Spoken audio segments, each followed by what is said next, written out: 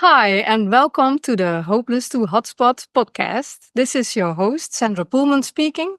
I'm the director of Glowing Places, where we focus on making places glow again by development and cooperation. It's a wonderful job to do because by transforming city areas and heritage buildings that struggle with vacancy and decline, we help revitalize cities and villages, which is a wonderful job to do. And in this podcast, we focus on how to tackle urban challenges and enrich cities with innovation, new developments, and meaning. And we interview people that do interesting things. So, welcome to the podcast, Tobias Stemme, who is working on something very interesting. Tobias, how are you? Sandra, thanks. I'm good. It's very nice to have you in this podcast. We met at Placemaking Week in Rotterdam in September this year, where you did an introduction of the Placemaking Fund Europe that you are founding. Well, and I immediately thought this is very interesting because all the financing of urban development is organized in silos, which makes it difficult to talk about integral area development. And we really need that to reach positive results. So we'll talk about that in a bit. But first, Tobias, tell us who are you and what drives you? Thanks for the introduction. And yes, it was great to meet at the Rotterdam Placemaking Week. That was a great event. My name is Tobias Temmen. I'm originally from Hamburg in Germany, and I just relocated 2 years ago to Zurich in Switzerland. And by background, I'm a learned banker. From banking, I then changed into innovation finance. I worked for venture capital firms and worked with startups and scale-ups, etc. And after a while, I started exploring how innovation takes place and how places play a role in that. Because when I was in banking, we used to finance places like this. And right now, I saw that sometimes companies were struggling because they just didn't find the right environment. So I took a step back and started exploring the placemaking discipline. And then I discovered that there's a vacuum if it comes to financing great placemaking. So I pulled together the skills from the banking side, from the finance side, and from the financing of innovation. And right now we are starting the launch of a placemaking fund that is then dedicated to financially support these placemaking projects. And how did you explore placemaking? I mean, we had Placemaking Week, but are there other ways you did the exploring? Well, obviously, if you are a frequent traveler, then you are in different cities and you explore the different cities. And then you realize that sometimes cities are different, how they are built and how they activate their spaces. So sometimes you feel that places come to you naturally, and sometimes you feel that there is something missing in the places you're visiting. And then when I did my research, what makes a great place, then out of a sudden you discover the discipline of placemaking or district development. And then you realize that there's really a systematic approach behind it. Like this is not by chance that some places are better than others, but this is by design. So this is what I found super interesting, because if it's by design, then it's man-made. And if it's man-made, then we can also change it and adjust it. Mm-hmm. And well, you're working on this fund. And why do you think it's important that it will come to be? Because I saw that right now cities are struggling. I mean, we met at the Placemaking Week in Rotterdam, and there were different talks about the transformation of cities, how retail plays a different role nowadays, how industrial areas are in transformation. So obviously, we as society, we are changing from industrial age to digital age to what's coming next. And therefore, our infrastructure needs to change as well. And this is a huge development or redevelopment effort. And I would say placemaking need to play a crucial role in it, because we have to learn a lot from previous mistakes and how we can make better places. Mm-hmm. And of course, there already is placemaking and there's already area development. Why do you think that the fund that you are creating is specifically so important? Because I also realized that some of the cities, they just don't have the financial means and resources in order to get things done. Usually it requires taxpayers' money to change these places. And sometimes city experimented a little bit with business improvement districts, with other possibilities, how to finance new places. And I found it interesting to observe that there is a possibility to mobilize private money in order to change these public or semi-public spaces as well. So I realized that there is really an opportunity for a new category of financing. Hans, the organizer, one of the organizers of the placemaking week, called it patient capital. Capital that is really interested in the long-term gains, not only financially, but also from a societal value. Mm-hmm. I think what sets placemaking apart from, if you could say, normal or ordinary city development is that it focuses also on all the activities taking place. So you described you were working on startups and the improvement of economical systems. And what I see in area development, that it's much more the focus on the buildings and on the public spaces. But Yeah. so much on the innovation part and the financing of startups and what's happening there, all the activities, the events, stuff like that. And I think that's what you mean. There's a lot of private money going into that. And if you could see it as a whole, you would really do a whole place, right? It's much more of an integral approach to city making than just putting up the buildings and making the squares, which is not enough, right? Exactly. You really need to have this very holistic view, this systems view on the district, where you not only understand what is the hardware part of it, like the buildings, the roads, the places, but also what is the software part, like how are people using it, who is managing it, who is orchestrating it. And that's something that I discovered over the years, that these roles are usually missing. So there is no defined orchestrator role, except for these very special places where you can mobilize different sources of money. And out of a sudden, you have someone who feels responsible for this whole area. It used to be in the realm of the city, but obviously also cities are structured and organized in different silos. So you have a team that is responsible for, let's say, the roads and the streets, and another team might be responsible for the housing. But for some reason, they don't talk about the necessary development that is around these assets. And then it's an interesting observation to realize, well, if you're a privately organized venture or firm, you can find these wiggle rooms and you can fill this role of an orchestrator. Okay, so you would really put a private organization on top of the whole area development. That's how you see it. Yes, and by private, I don't mean like 100% capitalistic organization, but it should have more of a character of, let's say, an association or a corporation, where you obviously also benefit, or you optimize for the benefits of the people using it. Mm-hmm. And mostly these wonderful ideas come from frustration. We talked before, I know you have some frustration about current city developments. Maybe you can tell us something about it to enlighten why an integral approach is so important. Yeah.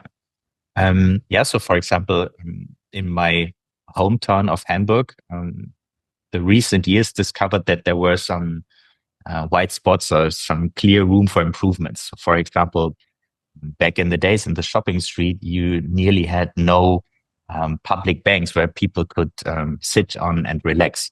So they changed it, and out of a sudden, the city became more attractive for elderly citizens. Another thing is Hamburg was a very commerce-driven city, and back in the days, they didn't anticipate or they even removed trees from the inner city. And they gradually started bringing these trees back. And out of a sudden, you had more shadow. So there were some effects on the infrastructure, on the buildings, the streets, etc., by just tweaking these parts of the city a little bit. Mm-hmm. And recently they started transforming the city from a more car-oriented city more into a bike city, and right now more into a walkable city. And there was another observation that there were clearly some room for improvements, and it was very easy to spot them. And if you zoom out a little bit, then you discover that some cities already had been deploying different interventions in the city into places. So Hamburg, this was new, but these things happened before in Amsterdam and Copenhagen, etc. Mm-hmm. But this still sounds very like good. Huh? The city is already doing that. But I also know that you've observed new developments, redevelopments, where the focus was more on the building and not the functioning of it. Can you tell us about that? Yeah, there were a few observations that we discovered. So, for example, there are some development projects around Zurich right now where the developer planned for a certain use case, but they didn't anticipate the requirements and the ideas of the future tenants. So they built these new buildings, but not with the end user in mind and not with the neighborhood in mind. So out of a sudden, you had buildings that were not used to full capacity, or you even find misuse of space. So you had lots of idle space and not really comforting space. You had corners that were too dark and you felt insecure when you walked there. So these are quite easy observations where you can say, look, it was a little bit of more effort or a little bit of more research. You can build out way better places. Mm-hmm. And I also remember you talked about startup locations. And I think you talked about one in a church, which needed much more. What was happening over there? Yeah, that is another. There was another interesting project that my partner and I visited. We toured across Europe and we visited more than 60 different innovation hubs all across Europe. And we visited this particular church conversion project. And it was interesting. They wanted to repurpose an existing church and they wanted to transform it into a place of innovation, which is generally a good idea. If this place sits idle, then turning it into an innovation place is a good idea. But they didn't anticipate that if you bring people into a church, the acoustics is really narrowing down the use cases. So it was very loud if you had more than 5 people talking. And obviously innovation happens if you start communicating and discussing and talking. So what they didn't do in this German city was anticipating the architectural impact of a location on the use cases, vice versa. And then on the other side, I visited another church conversation in the Netherlands, in Amsterdam, where they transformed it into a restaurant/hotel. And there they made good use of the high ceilings that they had. They implemented and developed an internal structure into the church. That was quite interesting to observe because then you also change the acoustics in the room. Yeah, you can do a lot with churches. I know from experience. Yeah, but I agree with you. You really have to think from the end user and to make it very attractive for them, because otherwise it won't work. There are very specific buildings which have a lot of space, but also, the acoustics. That's the thing. Yeah. Yeah, and it requires some creativity to make use of a place. So converting churches can be an interesting endeavor if you also keep and have the goal of keeping the external structure and just changing the interior, right? Because that's also a sustainability case. You are not tackling the embodied carbon in it, so it comes with an ESG benefit if you have a good transformation case around the church, for example. Mm-hmm. Innovation hubs is something that really interests you. I know you're working together with MIT. Can you tell us about that?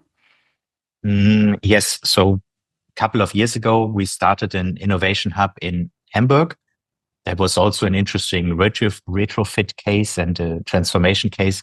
Back in the day, the land was just used as a parking lot. And then a friend of mine, he got it from the city on a 100-year lease. And when he thought about a new building, he was scouting for old buildings. So he bought an old pavilion from an expo. And he dismantled the building on the expo site and he rebuilt it in Hamburg. What they didn't anticipate is that the climate in Milano, where the pavilion was originally built, is different to the climate and the weather in Hamburg. So they needed to really extensively retrofit the whole building. We then brought or aimed to bring all the innovators into this new building, into this innovation hub. So we partnered with universities, with business angel networks, with like organizations where all this innovation is usually coming from. And also here, I tried to discover like what are the mechanics, like how do you bring together the people who are working on innovation or buying innovation or financing innovation. And after a little bit of research again, I discovered the MIT REAP program. REAP stands for Regional Entrepreneurial Acceleration Program. And it's basically a very extensive framework that allows you as a regional developer or participant in a region to set the right framework where innovation can actually grow. So we discovered in Hamburg that all the students are very good in their university. In Hamburg, there's a business university and a technical university, but they rarely had the overlap that you know from the Boston area, where MIT and Harvard students are frequently teaming up to get things done. Yeah, you would think that would be a great collaboration. I mean, techniques and business, yeah. But that doesn't work so far. Okay. It started to work because we were knitting the personal connections. So we brought people together who didn't meet before. We started creating the places where people can then meet. And of course, we started the programming. And I believe that programming is an essential part in placemaking as well. As an orchestrator of one of these places, you need to have an idea how to bring the people together.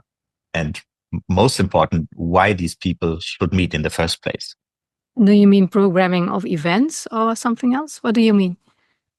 Programming by events, by different formats. It can be simple things as just a joint breakfast or a joint evening event, but can also be more content-driven events where people are coming because it comes with a clear purpose on being there.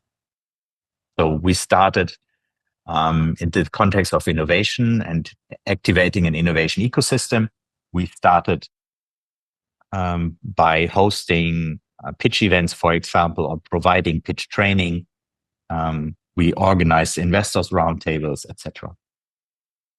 Okay, and I think this worked very well, right? Yeah, yes, it works quite good. I would say there's always room for improvement. Of course, yeah.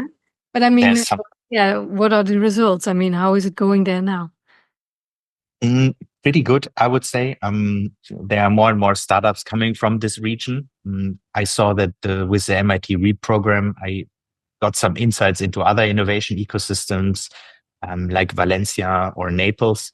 And obviously, it takes some time to see first results, but you can measure these results after a while. So you see how many new jobs had been created, how many new companies had been registered, how the use of a place also changed.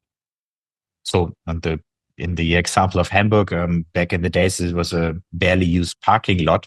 And out of a sudden, with this building that had a clear purpose, there were some effects going on, not only in this building, but in the whole vicinity of the building, like the whole neighborhood.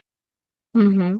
And is the organization still continuing the events? I mean, what you also see is that they do it in the beginning, and then it's like, oh, this will work for itself, and then it will, decrease a little. How is it going over there? Yes, it should. It should continue, and it is continuing right now. And this is something that I also realized, also attending the placemaking event, sometimes people are thinking about interim use cases, which is good to test out, to get an idea. Mm-hmm. Exactly, to understand what works very short term. But clearly they should have a long-term goal. And the activation in the beginning was very strong in Hamburg, but then it reduced in intensity, I would say. And in hindsight, this was a mistake that could have been avoided because you need to keep up the pace. You need to increase the activities and not flatline or even decrease. Mm-hmm. So the activation part is something that should have a long-term strategy and a long-term incentive structure. Otherwise, it might not work. Yeah, it might work in the beginning and then it would flat out. Yeah, the more energy you put into it, the more activation and build up takes place. Yeah, that's what I also see happening. That that this place is very hot and happening because people are really putting effort in it and organizing events and stuff. And then after a while, they think, oh, this works. The city will pick it up now. And then you usually find out that it's you need the long term, like you said, you need to do it. Yeah. And who is the organization that organizes the events? Is it a private organization? Nowadays, it's a private organization. It started with a foundation in the beginning. And I would say you really also have to have a financial sound system around it, because a private company might also want to extract value after some time. So they might increase the rent. And there's some systems effects in it as well. The moment the private company starts increasing the rent, then it might be too expensive for innovation teams and they might not use the place anymore. Mm-hmm. So you really have to have a good mix of financial partners, of like long-term operators in the whole equation. Otherwise, it becomes very fragile. Mm-hmm.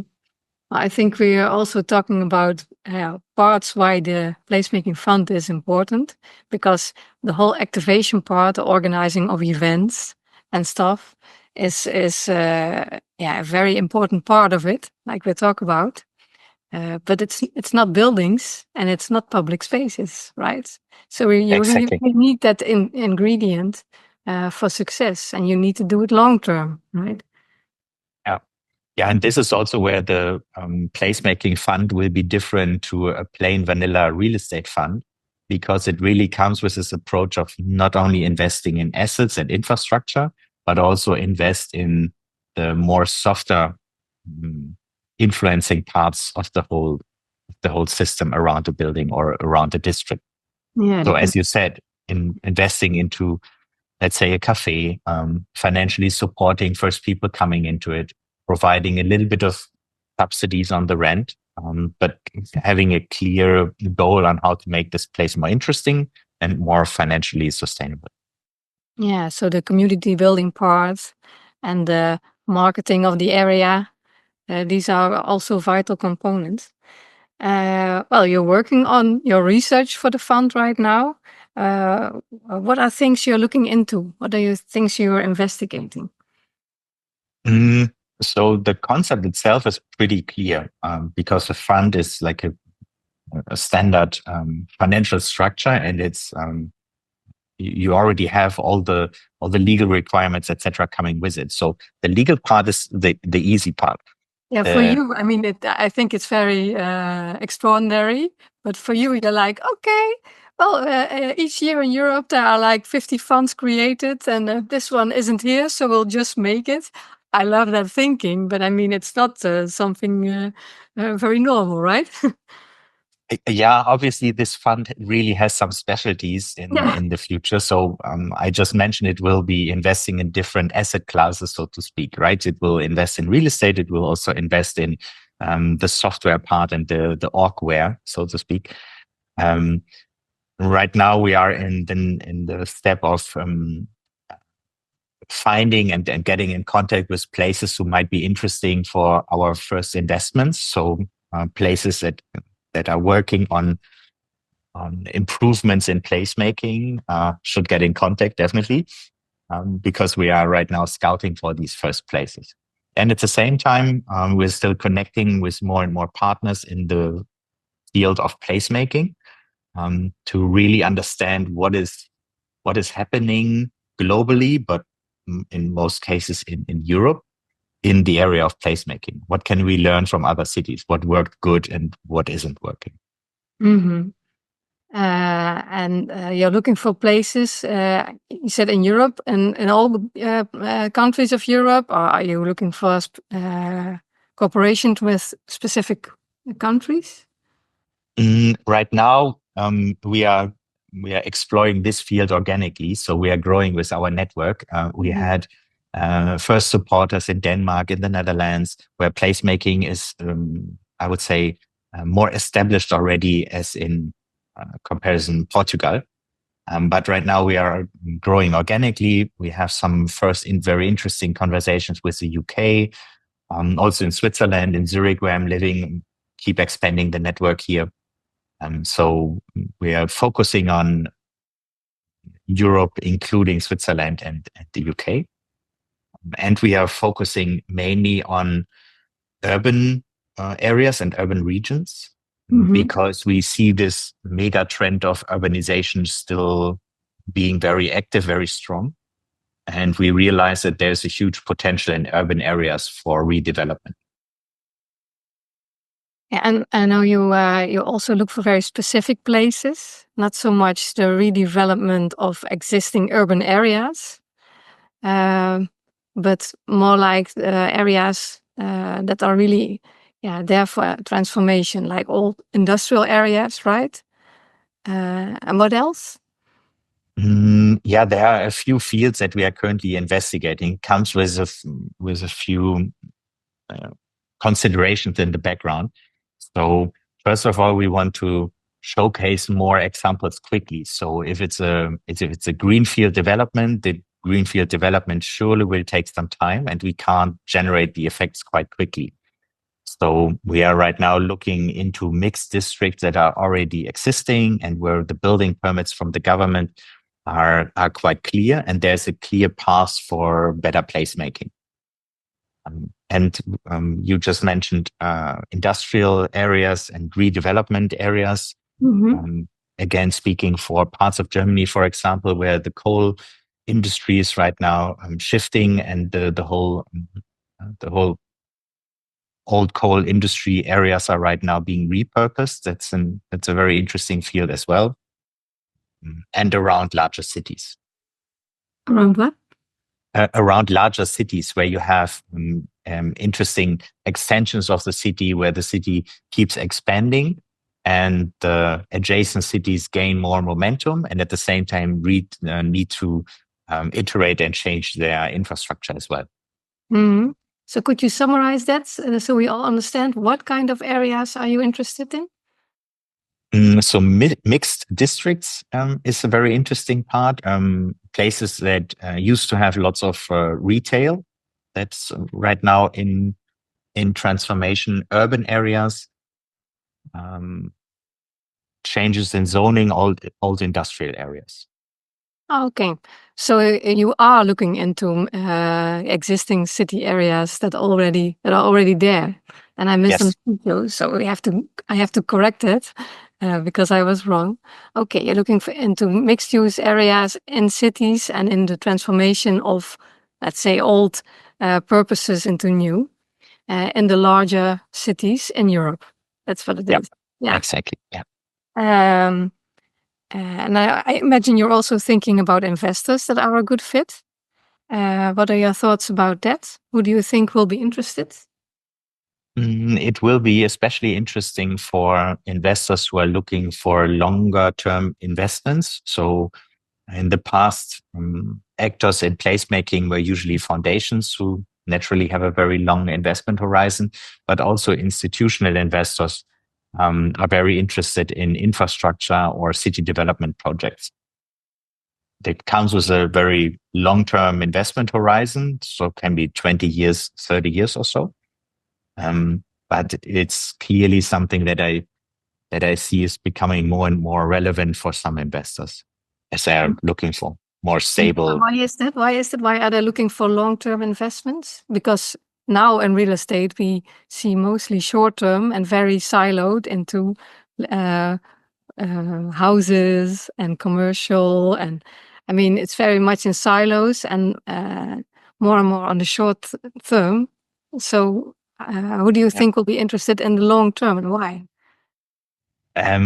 I would say because these investors also realize that short-term gains are very difficult to generate and are not very sustainable also, because the way COVID changed how we use our office building clearly has an impact on the purpose and the repurposing of office space nowadays. So you have various effects that are changing the investment strategies of larger firms now. And also they realize that exactly the silos that you mentioned, they need to look behind these silos and understand that the environment of a building is as crucial as the building itself. Okay, I understand. So they see the risk in the short-term approach, and they also see the value in the integral approach. Yes, yeah, exactly. And especially developers who already have an history with district development and with larger infrastructure projects, they also understand that the placemaking aspect in these projects is super crucial to have integrated. Okay. And I mean, we're doing this podcast now. Would you like cities that have these kind of places to reach out to you and investors reach out to you, or is that too early? Can you tell us about that? Yeah, we are having actually our first conversations with cities and investors at this time. So I'm always happy to expand the conversation and see how we can make use of these projects that are around. Yeah, definitely. So this is an invitation then.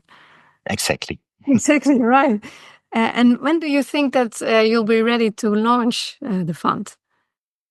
Oh, that can be rather quick, I would say. There are a few projects out there where the district itself is ready. Sometimes there's even a planning for placemaking activities or placemaking related activities. And if the only missing part is investment and finance, then this is something that the fund aims to solve. Mm. I mean, of course, there are many cities, governments involved in city planning. Do you also have thoughts about how to cooperate with the cities? Yeah, that's a very interesting part, and this is also why we got in contact, right? You know both sides, basically the private side, but also the city planning side. And I guess you can confirm that it's sometimes difficult to convince the city to be part of these kind of projects, but sometimes city are very supportive because they made first activities already, and they understand how important the collaboration part is. So I would say this is one of the soft factors of our investment strategy. We would love to partner with cities who already have an idea that that a party like an long-term investment partner can really change the dynamics in the development project.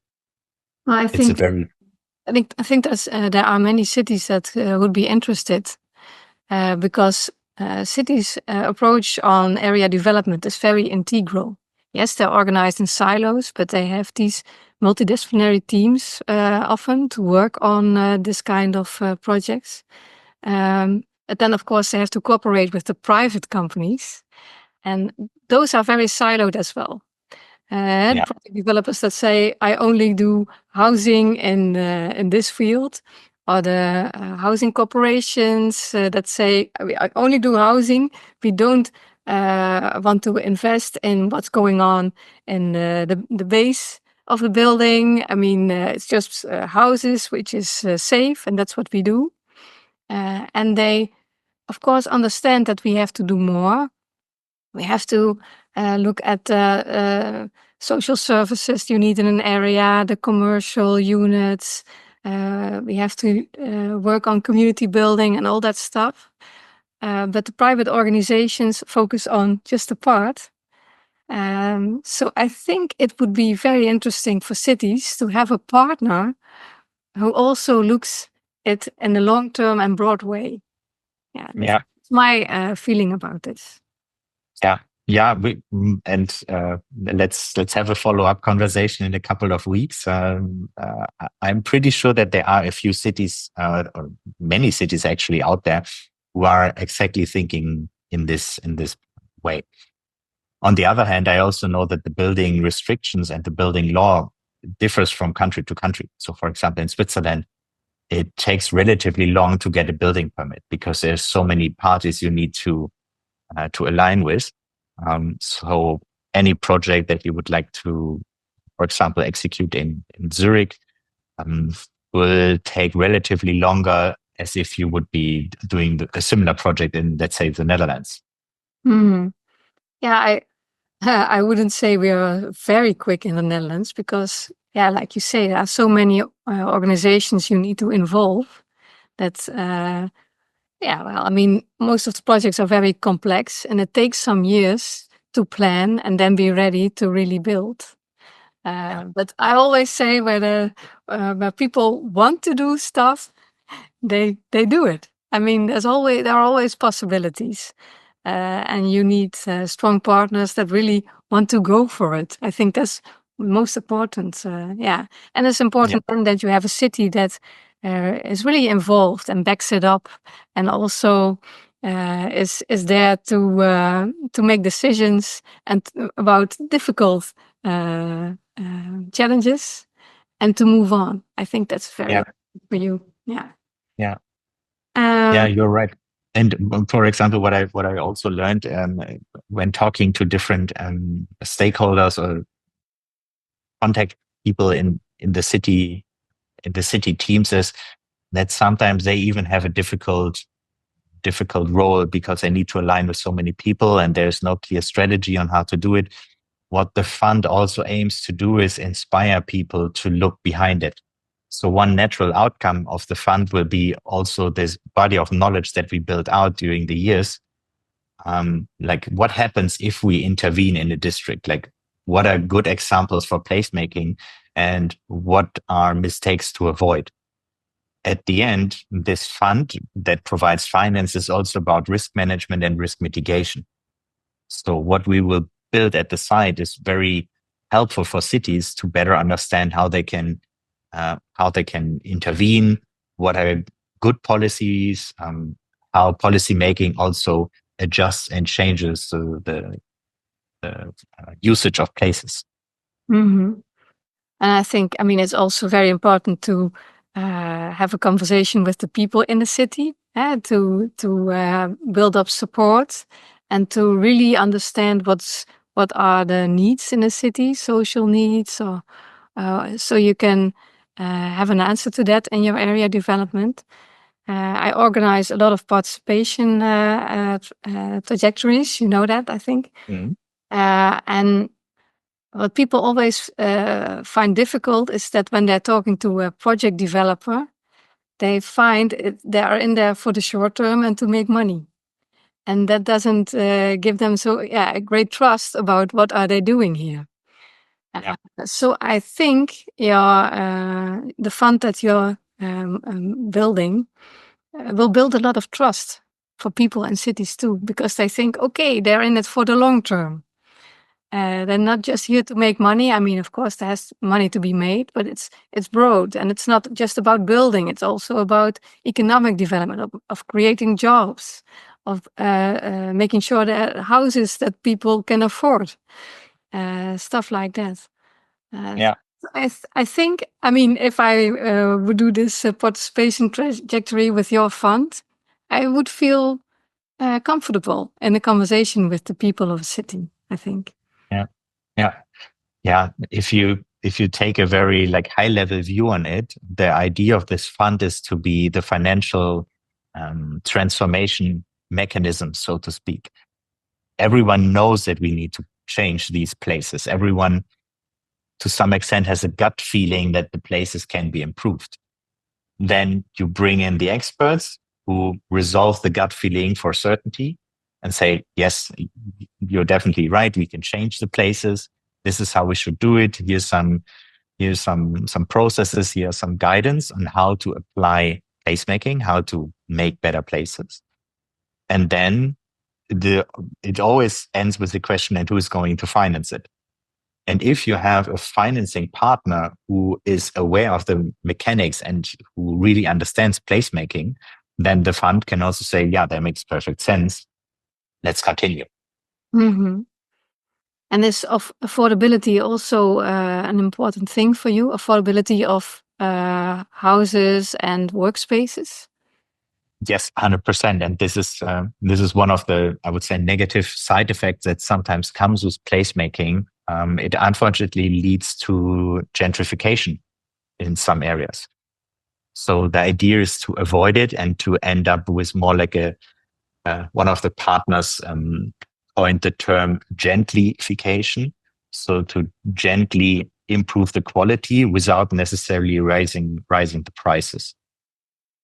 Yeah. So there are some mechanics that need to be balanced. Yeah, we have to really change our view on that. I mean, we met for Placemaking Week at the Keilepand in Rotterdam. And what was very interesting is that the founder of that what do you call it, breeding ground says, we'll keep the rents at the same rate for, I mean, I think he said 50 years, 50 or 100 years, but I mean, at the same rate.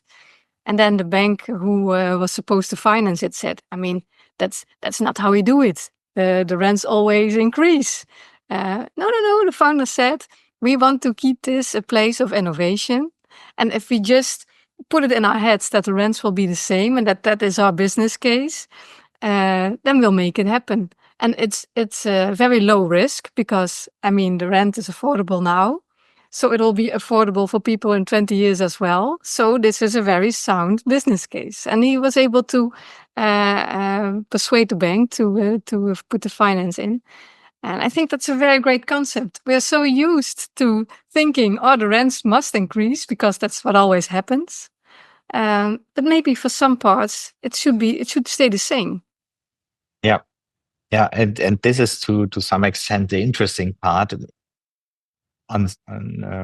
There are more of these examples spread all across Europe or even globally. So, for example, there's a Fugger city that is a city that had been built a couple of 100 years ago, and they froze the rent for the residents. And right now the rent is, I think, €1 in a year or something. Oh, really? So it's super low. Because they managed to implement something that keeps subsidizing, but also stabilizing the financial situation of it.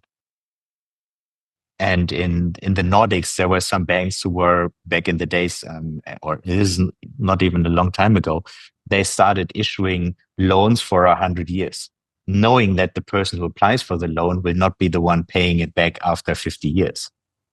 But the banks also experimented a little bit with what happens if we think even more long term.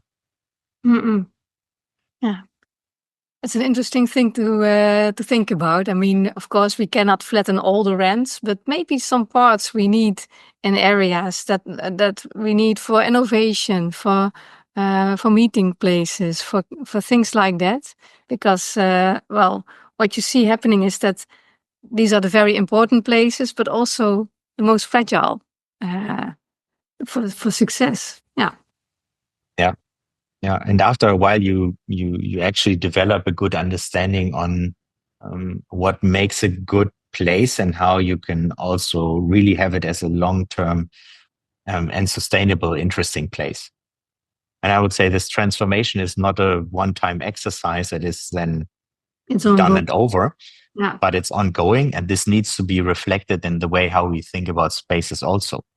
So if our modes of transportation are changing, then obviously we need to rethink the use of our space. If our industry is changing around us, then we obviously also need to rethink our usage of space. Mm-hmm. And right now, you're sitting in your home office, I'm sitting in my home office. Right now, we as a society, we have a different contract with how we use office places, obviously. Yeah. I mean, it's very convenient for a podcast because here it's quiet. And when you're in a working space or in a breeding ground, it's always noise. So that's why this podcast is ideal from a home office. Yeah. But again, this system thinking applied, like really thinking in the systems of transformation. There was one part of research that a group that I'm attending conducted. And they said one of the major impacts of COVID was that we changed not only how we use space, but also how we used and reduced transportation. So obviously people stayed at home. This had a very interesting effect on our road infrastructure because it didn't get used this much anymore during COVID. And people stayed at home. Then the dynamics changed again, and COVID went down. But the reason why people went back to the office was not because it was so convenient to commute or because it's just better to be in the office, but was mostly leadership. So if a leader is really equipped for remote management and remote leadership, then you can also rethink the dynamics of space. Mm-hmm. Yeah, people start thinking about, is it really necessary? Yeah, of course. Yeah, what I see a lot is that people don't go to the office for 5 days in a week anymore, but maybe for 2 or 3. And I mean, I'm often a project manager, and I really have to put in an effort to get everybody there. I mean, and I do that, and people come because you need to be together to work on these big projects. I mean, we can do also many things online, like creating this podcast or just talking one-on-one. We have more choices now, right? Yeah, and this can be reflected in placemaking also. We can create these third places where to meet. Doesn't need to be the office, doesn't need to be at home, but can be a place in between. The concept is not super new, but right now we use it more often. Mm-hmm. Especially if you're in the urban areas, you see these different cafes, and most of the digital workers are just using cafes because it's very convenient to sit there, work on your digital projects. And you don't necessarily need to have a fully fledged office for it anymore. You can use a cafe. What I also think about this post-COVID period is that I collaborate more with people abroad. It's so easy, so convenient to just talk to you by Zoom. I mean, I didn't do that so much pre-COVID. Does that work for you the same way or not? Yeah, 100%. And I had a meeting with a professor in Italy this morning, and I will have some meetings in the afternoon with people sitting in London, in Berlin, etc. You can't even travel so much. That's just plain impossible. But right now with modern technology, obviously you can do so. But then also, what does it mean for your neighborhood? And also, what does it mean for you as a person? Course, do you want to sit at home all day long? To me, this is kind of draining my energy. I would love to go out. This is why I keep using these cafes as well. I'm going to meet with people. I use these places for getting social contacts, etc. Yeah. It's just that you have more choices. And I love the fact, I mean, it's nice that you have that as well, that you're able to have a larger network with people abroad, which brings in lots of inspirations and collaboration. That's being added, right? You have that as well, and you have your surroundings, the cafes, the places where you meet physically. Yeah. Also in placemaking, you can learn so much from different cities all across the world. And really bring it into your city. And this is where we as a fund also want to support, because we can make this happen as well. Sure. I mean, you're working on a very interesting project with this fund, but are there other things on your bucket list work-wise? I'm also investigating more creative financing solutions for sustainable constructions. So there's a huge trend in the construction industry to also be aware of CO2 emissions. So you try to preserve the building structure, and whatever you build new, you try to do it with material that is at least to be recycled, if not it would be best if even this material would be designed for a circular economy.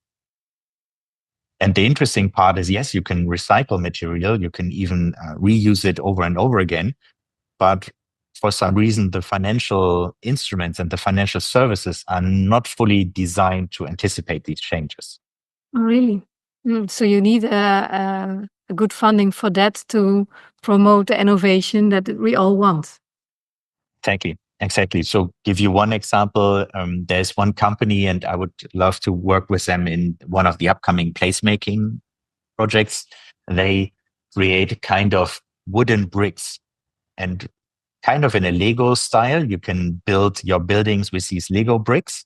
And the interesting part is you can later on, if you want to remodel your house or remodel your spaces, you can dismantle the whole building. You can recover all these bricks. And that makes it very interesting, because if you say, look, my planning horizon for an office building is 20 years, and after 20 years, I would love to rebuild the whole building, then it's possible with these bricks. It's super difficult if you build the traditional way. Mm-mm. Yeah, I'm also a very big fan of multifunctional buildings. I worked on the Philips factories. That were factories at first, then offices, now housing and shops and offices. I mean, there's also value in creating a real estate that you cannot bring down in Lego blocks, but which has space. I mean, literally space, high ceilings, and a sturdy building. You can use in many ways. Yeah, that's true. And then you need to be creative more on the interior side, and like the plumbing, the electricity, energy concepts, etc., infrastructure in general around the building. But I'm totally with you. You can quickly and easily transform these buildings if you have a good understanding what's possible nowadays. And there are so many interesting possibilities. And this is where a background in innovation finance comes in handy. The moment you bring in innovation finance here and you say, look, let's create this room for experimentation, and let's bring the innovation into it and see how we can make sense of the places, that's where the magic starts happening. Yeah, I can understand. You really spark the innovation by putting in the finance. Yeah, and that's mostly I mean, a big challenge to find the finance for the innovations you want to set place. Yeah, that's always a difficult one. So if the finance is looking for the innovation, I mean, come on, Yeah, magic can happen. yeah. This is also kind of the overarching investment thesis, so to speak. I'm a strong believer that the moment you bring in innovation, and the innovation creates this effect of people glowing up, or people discovering it. Oh, that's crazy. I didn't know that this is real. Then they start questioning the stuff they did before. And then you create these wait what moments. This is why I named my company Wait What. Yeah. Because I want people to like stop for a moment and say, like, what? This is even possible? Like, how come? Yeah, we didn't talk about your company. Yeah, we should have done that in the beginning, maybe. Yeah, it's called Wait What, and you perfectly explained why. I love that you use the word people glow up in your way of describing it, because my company is called Glowing Places. And there are no glowing places without glowing people, is something I always say. So yeah, we have a similarity there. And a funny side story, when we opened up this innovation hub in Hamburg, obviously the municipality and all the high politicians were also attending the opening events. And yes, they were interested in a new innovation places opening up. But around the event, we also promised a huge party, and we delivered a huge party. And this is what these people were interested in the most. They wanted to see that there's a party going on and people are coming and it's great music, etc. And you could really see then, yeah, the official part is, yes, it's around innovation, and then, but there's also the party. Oh, that was where you could see the smile is coming from. Yeah. You see the smile on the spark. Yeah. And I mean, I think you know the quote: first build communities, then spaces, then buildings. The other way around never works. I think it's from me and Gail.